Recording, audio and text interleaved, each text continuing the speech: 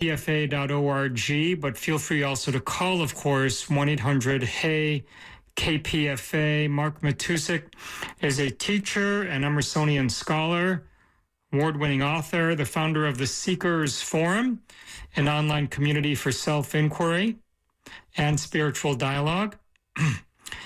Mark Matusik worked with Ram Dass on one of his books.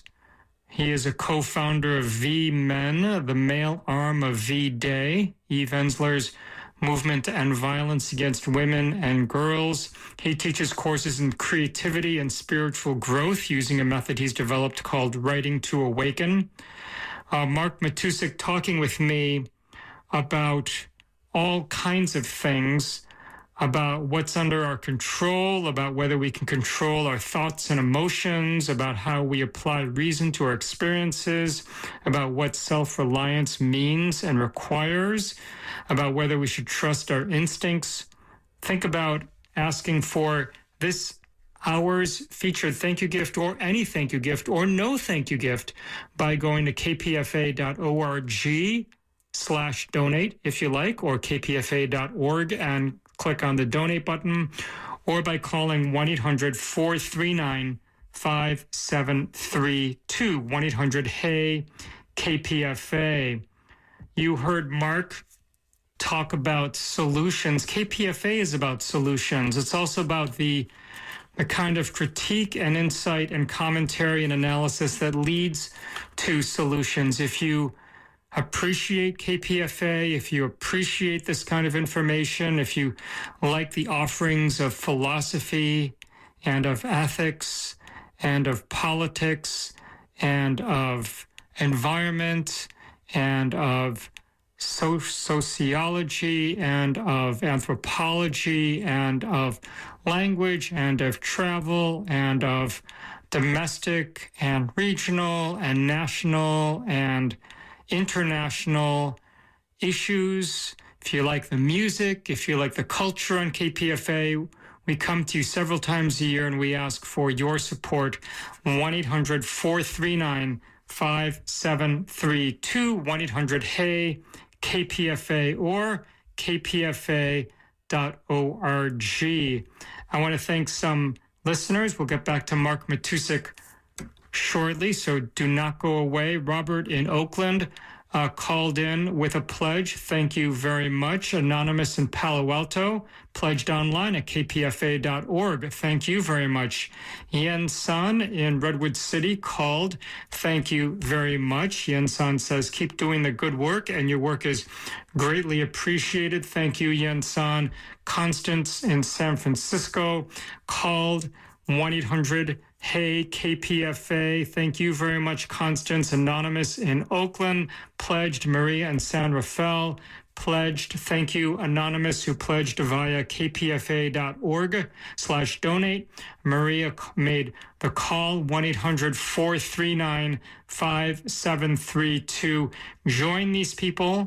And we can only make this kind of goal if people step up right away, if people don't hem and haw and do the sorts of things where they kind of wait around. Because if you wait around too long, this fund drive will be over. So please give us a call or pledge online at kpfa.org or 1-800-439-5732. So in any case, the point is to call and make your voice heard and make your pledge, and pledge as much as you can to keep KPFA something perhaps that is important to you, something that you care about, to keep KPFA alive. And again, for a pledge of $11 per month or more, or $110 all at once or more, you can ask for the featured thank you gift this hour. 1-800-HEY-KPFA or kpfa.org. Let's now return to more of my interview with Mark Matusik about his book. Emerson wrote about fear, and of course there is fear, and then there's what we're afraid of. So what did Emerson think was more damaging? He believed that fear was more damaging than the things that we're afraid of. And in this, he was right with the Stoics in understanding that It's our stories about experience that determine the impact of the experience on us. Emerson uses the example somewhere of a child seeing a soldier in the distance and being terrified by the image of this big soldier with his bayonet and his hat. And then the child goes up to the soldier, looks him in the eye, and pulls off the beard. And realizes that it was only put there to scare people away, that in fact the soldier himself isn't nearly as frightening as his idea about the soldier. And that's really a metaphor for how we move through our lives, telling ourselves stories about the things we're afraid of and then reacting to the stories so that they become the real nemesis. And Buddhism, Stoicism, both agree that it's by looking at fear up close and then deconstructing it to its smallest components. That's how we disempower fear. Fear, on the other hand, grows in intensity the more we avoid it. And so the takeaway is that we need to confront as directly as possible the things that scare us the most so that we don't become paralyzed by the idea of them. And so you're right that comprehension and understanding are important in confronting and allaying our fears. You bring up, I think it was Emerson writing about a child daunted by a question of arithmetic gets beyond the dread and the fear of that by actually learning, by learning what's actually going on, and then it becomes demystified in his mind. Yes, Emerson said that understanding is the antidote to fear, and this is a very important point. We're so often terrified by things simply because we don't understand them. We haven't taken the time to look at them clearly, to take them apart, to reduce them to their smallest parts, to ask ourselves why we're afraid of these things, to do what the Stoics talk about, negative visualization, to imagine what's the worst thing that could happen. When we use these kinds of practices to bring understanding to the sources of our fear, they lose their power to defeat us. They lose their power to paralyze us and hold us in place. Freedom is the power to choose. This is an assertion you make, I think, in relation to both Emerson and the Stoics. That phrase, freedom is the power to choose, I know choosing relates to something you've already said. Is this the choice over how we react or how we feel in relation to circumstances, in relation to the reality out there? Exactly right. It's like Viktor Frankl, who was another great Stoic, the author of Man's Search for Meaning, says that the last of the human freedoms is our ability to choose our response to events. And that is the freedom that we're talking about, this freedom of choice. We can't change what happens to us.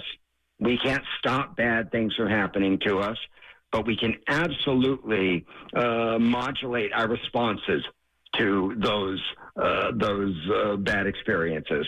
And that really is the last of our freedoms as human beings in a world where we can control only our own minds and only our own responses. But that's a lot. When you recognize that you don't have to necessarily have a conventional response to loss. For example, seeing loss and adversity as opportunities rather than simply causes of tragedy can change that experience enormously when you're going through it. Just to keep a little crack open for the possibility that, as someone once said to me, something else is also true, can transform moments of despondency and loss and fear. And remind us that not all the information is in yet, that in fact something else is always true, but we don't always know what it is when we're going through the darkest of times. So is there something, Mark, in the current conjuncture, in our current social, political, economic situation that makes you think that Emerson and the Stoics are especially essential right now? Absolutely. The fact is that Stoicism is best, you could say, when things are at their worst. Marcus Aurelius wrote the Meditations when a third of the Roman Empire had been decimated by this terrible plague.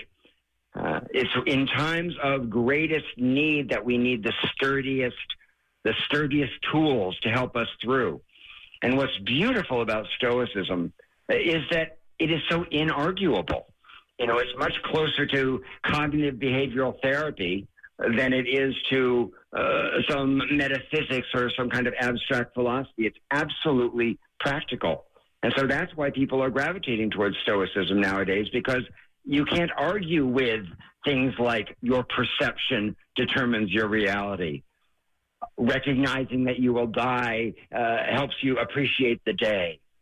Learning to love your life exactly as it is. These are the kinds of mantras that we need nowadays. And it's been so interesting seeing since the pandemic. You know, people are asking themselves the kinds of existential questions that a lot of us seekers have been asking ourselves our whole lives. You know, what does this mean? You know, how can I possibly live in a world of so much uncertainty with a modicum of balance and well-being? That's what Stoicism is all about, and that's what Emerson's teachings are all about as well. You know, recognizing that we, no matter what's happening out there, we do have the ability to touch into our inner core of wellness, call that what you will.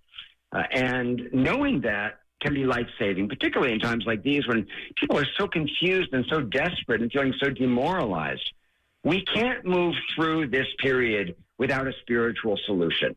That doesn't need to be religious at all, but it does need to be spiritual.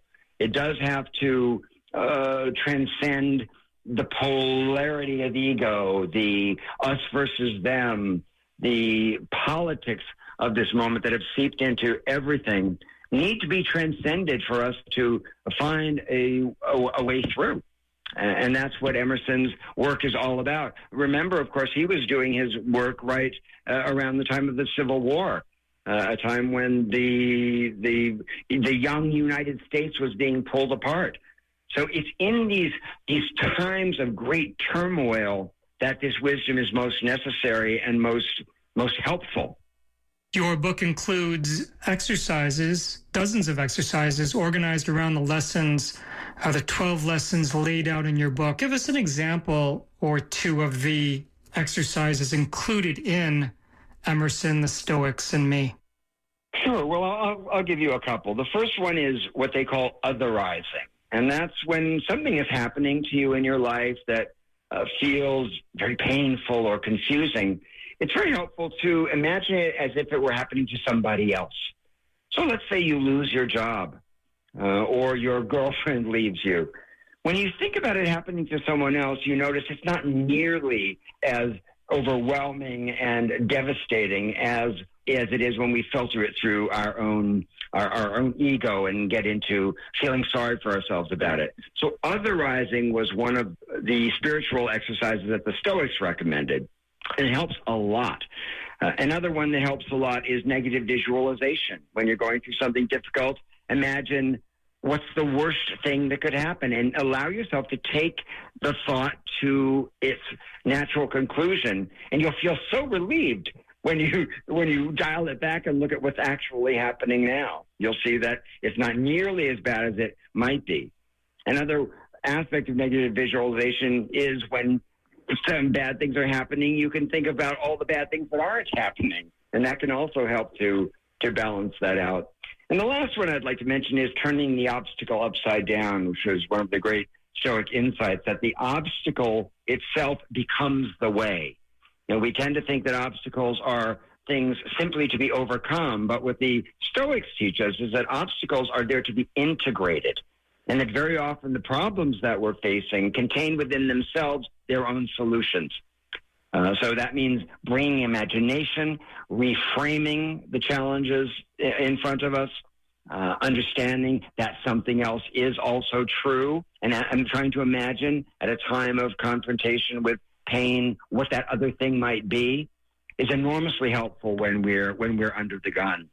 So turning the obstacle upside down, negative visualization, and otherizing are three great spiritual exercises for moving through times of great challenge and change and adversity like we're going through now. Mark Matusik is his name, and he is a teacher, a seeker, a writer, an Emersonian scholar. Obviously, he's read widely and studied the Stoics very carefully as well, founder of the Seekers Forum. And for a $11 per month pledge, financial donation to KPFA, or $110 all at once, you can ask for and get the thank you gift we are featuring this hour during KPFA's Fund Drive, Emerson, the Stoics, and Me, Timeless Wisdom for Living an Authentic Life by Mark Matusik.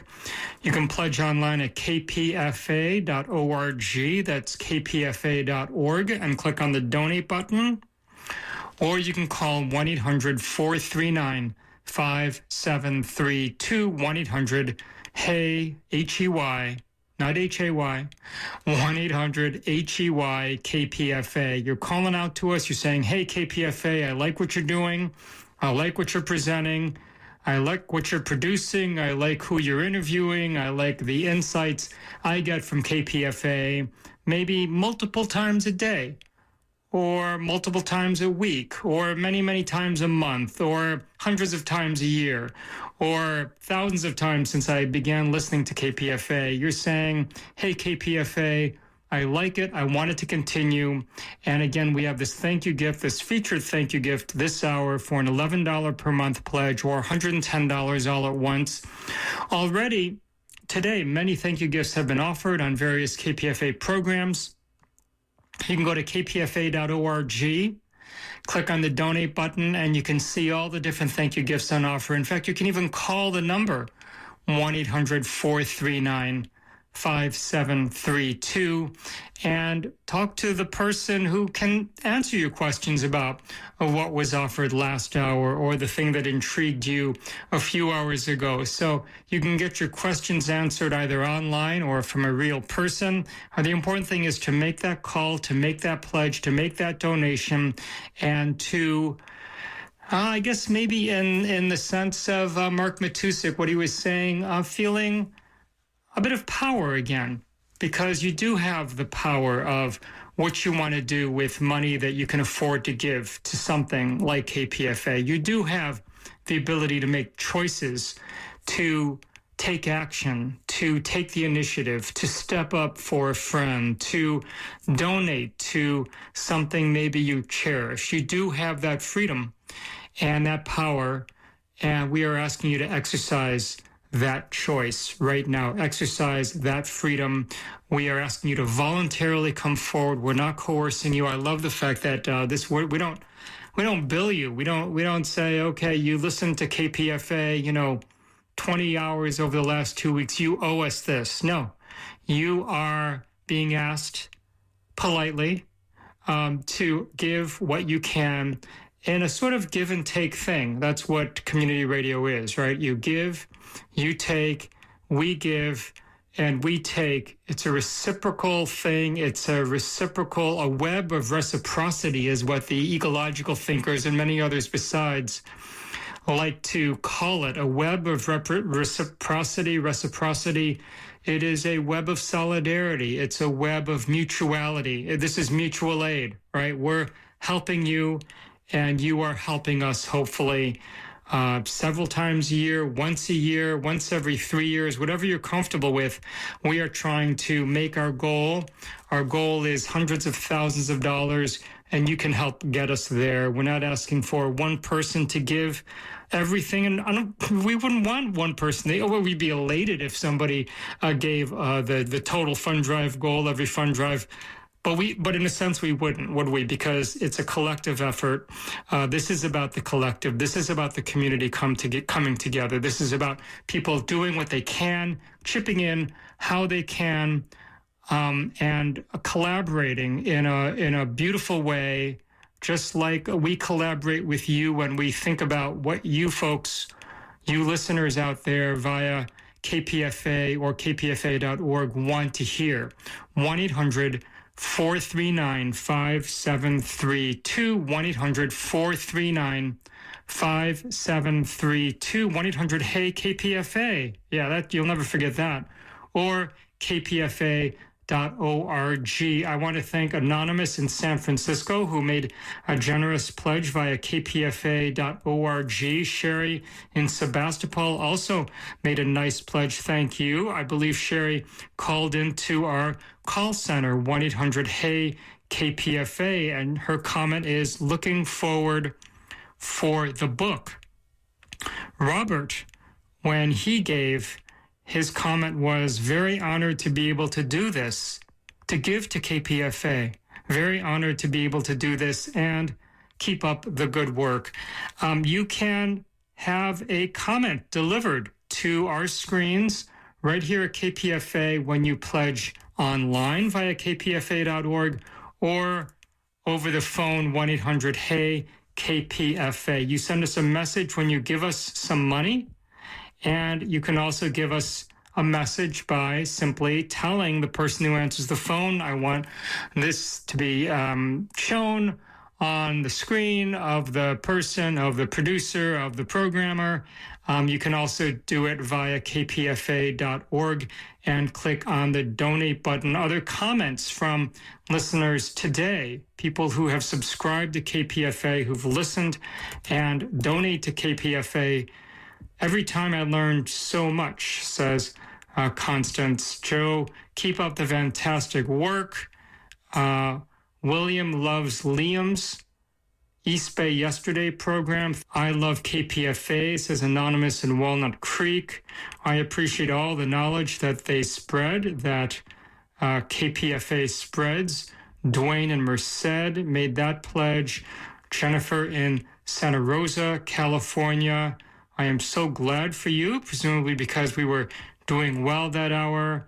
Christopher in Oakland said, so glad you're here. We need you now more than ever.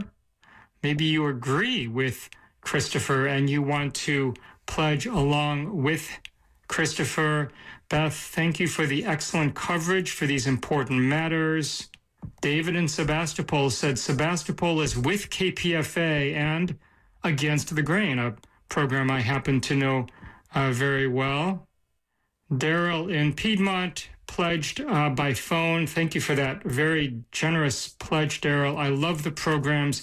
They're so good. Join these people. Give to KPFA $11 per month or $110 all at once, and you can ask for and get the book on offer this hour, the thank you gift, Emerson, The Stoics and Me, Timeless Wisdom for Living an Authentic Life by Mark Matusik. If you like philosophy, if you like practical philosophy, if you believe that philosophy helps us live our lives, I very much believe in that, then perhaps you will be drawn to some of the offerings on KPFA about philosophy, such as today's conversation. The focus on well-being, on staying balanced, on maintaining equanimity, on thinking about the stances we should take toward the past, on how to cultivate happiness in an unpredictable, dangerous world, thinking about what a roadmap for authentic living could look like. Can Emersonian insights and ancient Stoic wisdom change our lives?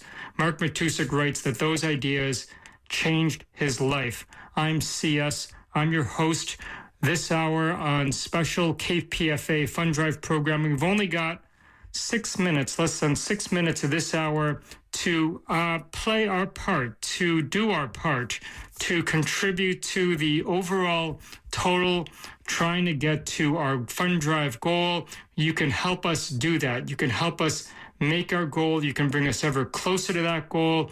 You can ask for this hour's thank you gift. You can glean information and insight from any number of thank you gifts offered at kpfa.org.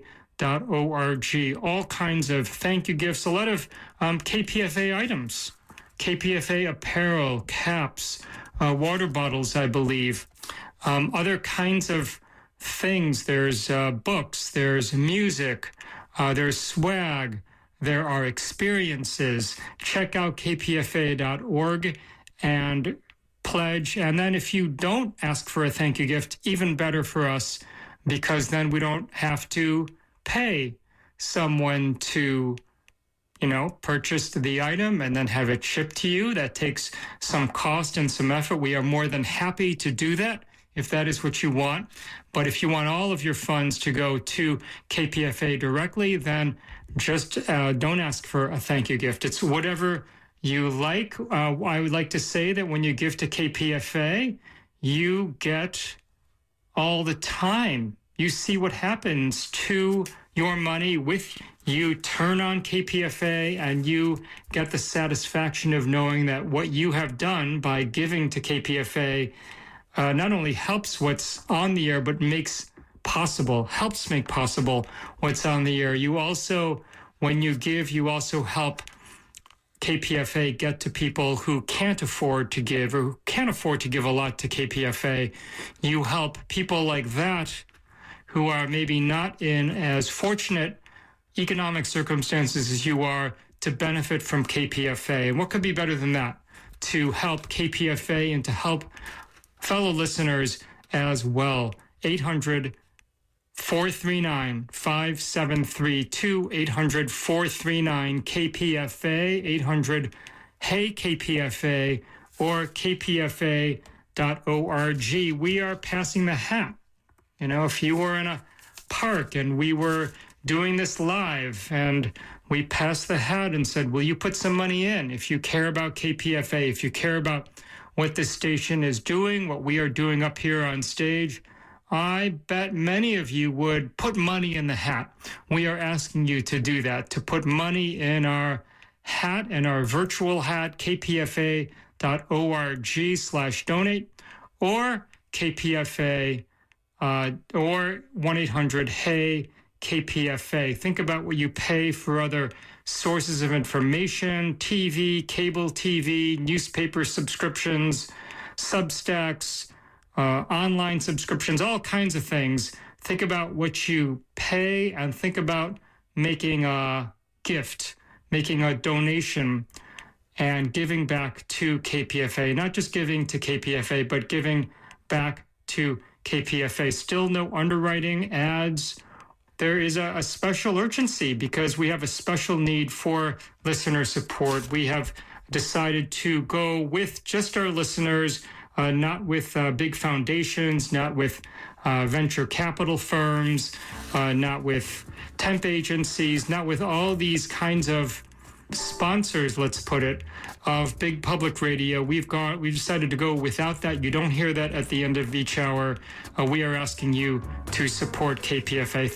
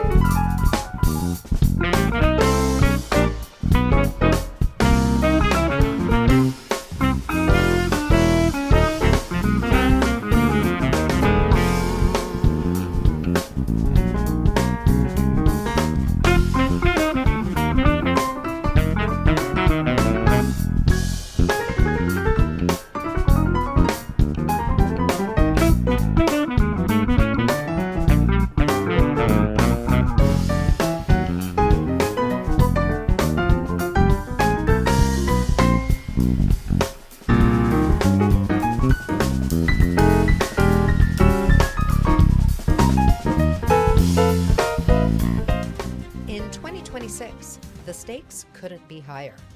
Voters across the country face a defining choice about who controls Congress, who grabs the reins, and whether the foundations of democracy itself will be protected. The Stakes is a new show on KPFA. We'll break down what's going on nationally, locally, statewide, and what you can do to get involved. Brought to you by the KPFA News Team and hosted by me, Teresa Wierzbianska, and Scott Baba. Join us for The Stakes, Thursdays at 10 a.m. Because in 2026, holding on to democracy isn't just business as usual. It's on the ballot and every vote counts. Another world is not only possible, She is on her way. Arundhati Roy. You're listening to 94.1 KPFA in Berkeley, 89.3 KPFB in Berkeley, 88.1 KFCF in Fresno, and online everywhere at kpfa.org.